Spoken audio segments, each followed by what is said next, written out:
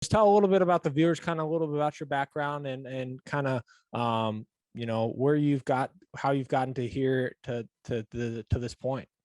Yeah. Yeah. So originally I'm from down south. I was born in Florida, lived there for a couple years, moved to Georgia, and then eventually moved up to Seattle, Washington before coming to Erie, PA.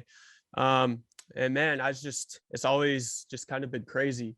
So yeah, I think whenever I moved to Erie, like I started like gaining a love for sports even more than I did like growing up and stuff. But like I really started to like grow a connection in the sports industry and all of that. And then I got the opportunity to got my first job with the Erie Bayhawks, and then not long after the Erie Seawolves. So I got my foot in the sports industry, and I knew that like that's kind of just what I want to do with my life is work in sports and things of that nature.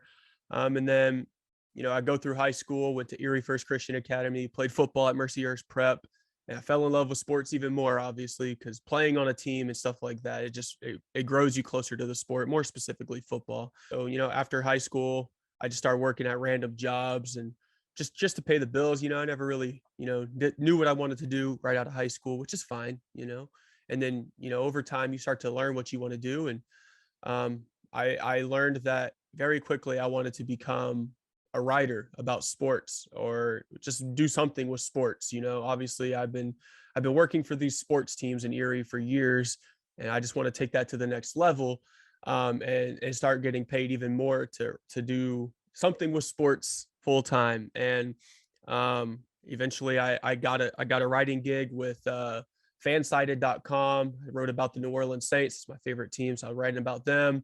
It eventually kind of grew. I started writing for multiple different websites. I wrote about the Golden State Warriors for a little bit. Wasn't a Warriors fan or anything. I was just the same editor was also running that website. So I was like, screw it, let's do it.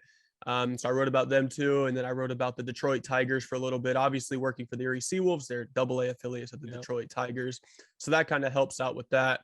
I get to I know about all the prospects and stuff. I know them personally. So like, it's really cool in that regard. And then after my fan-sided writing career was kind of over, it progressed into a gig with NBAanalysis.net as well as NFLanalysis.net, like the same owners. I wrote for both sites, and they paid me to write full time until I got laid off from it in June. And then ever since then, I just kind of been freestyling, doing my own thing.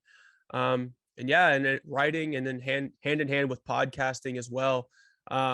It's been great, and so that's what I've been doing, man. I've just been just kind of got it out the mud a little bit, like a lot of people in Erie. Just kind of had to teach myself. My own teachers in high school kind of just told me that I didn't really have a future in writing and things like that, and that the military was my best option. And it's just been nice to kind of prove them otherwise.